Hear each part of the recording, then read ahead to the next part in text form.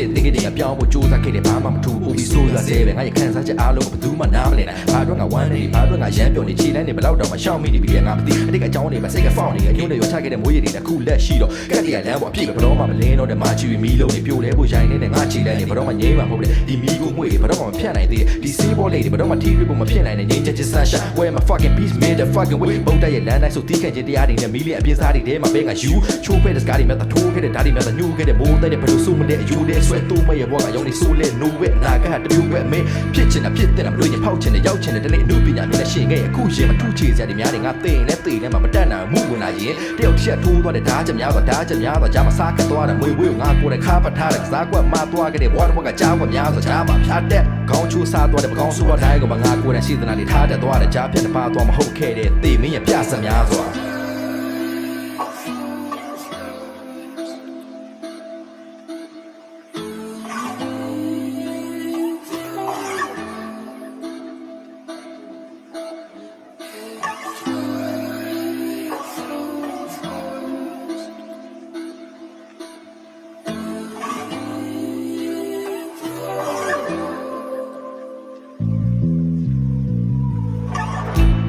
ချိန်ဟာမသိလိုက်ရင်ဘဝတစ်ဝက်ကိုတဖြည်းဖြည်းနဲ့ဝါမျိုးသွားလာလူငယ်တယောက်ရဲ့အတက်ချော့သောချိန်တွေမှာအမားပူများတယ်အားလုံးကိုငွေနဲ့မကစားလို့ရတယ်ဆိုတဲ့အသည့်ဟာအားလုံးကိုဝါမျိုးထားချိန်မှာငါရဲ့အတ္တနဲ့လက်စားချေခြင်းစိတ်တွေကဗီဒီတယောက်လိုပဲလုံးဝတားလို့မရဘူးဘဝရဲ့ပုံစံတိုင်းကိုဖြည့်ချင်းဖို့နီးလန်းကထွက်ပြေးဖို့ဆိုတာလည်းမဟုတ်ပြန်ဘူးလူတယောက်ရဲ့ privacy ချိုးနေခြင်းဆိုတာလူမှုရေး private လုံခြံမှုပဲဒီလူအဖွဲ့အစည်းတွေကထွက်လို့မရဗုဒ္ဓရဲ့တရားတိုင်မှတ်လို့မရအောင်ငါကောင်းတဲ့ရန်ညို့တွေထုတ်လို့မရအချိန်တွေလည်းနောက်ပြန်ဆုပ်လို့မရမင်းတို့တတ်မှတ်ထားတဲ့ဘဝဟာမှတ်ချက်ချတဲ့ခါပဲတစ်ဖက်လူအတွက်ကိုအမျက်ထွက်ရမယ်ခါမှာတစ်ဖက်လူအပေါ်ကိုမှရက်ဆက်မှတယ်ဒါမျက်နှာချင်းနဲ့ဝင်ပြီးသားထိုးလိုက်စမ်းသားကြီးငါရဲ့ဘယ်ဘက်နံယိုးအောက်ကနှလုံးသားတဲ့တဲ့ကိုနောက်ကျောကထိုးမယ်ဆိုရင်လည်းမင်းသိချထိုးအောင်ငါနှလုံးသားကိုထိဖို့ကနည်းနည်းလိုနေတယ်နောက်ကျောကထိုးလဲကခွင့်လို့လိုက်မျက်နှာချင်းဆိုင်ဝင်လာလဲပြုံးပြလိုက်ပြီမလို့အတော့တဲ့အတ္တတွေအားလုံးငါဘဝတဲကနေထုတ်ချလိုက်ပြီနောင်နာရဲ့သင်္ကန်းစာတွေတုံးချလိုက်ပြီငါရဲ့အတန်ရှင်းသောစိတ်တွေကသေဆုံးသွားပြီဒီမှန်းချက်တစ်ခုအတွက်စူးစမ်းခဲ့ပေမဲ့အဆင်မပြေမှုတွေအားလုံးရှေ့ဆုံးကကြည့်ပဲ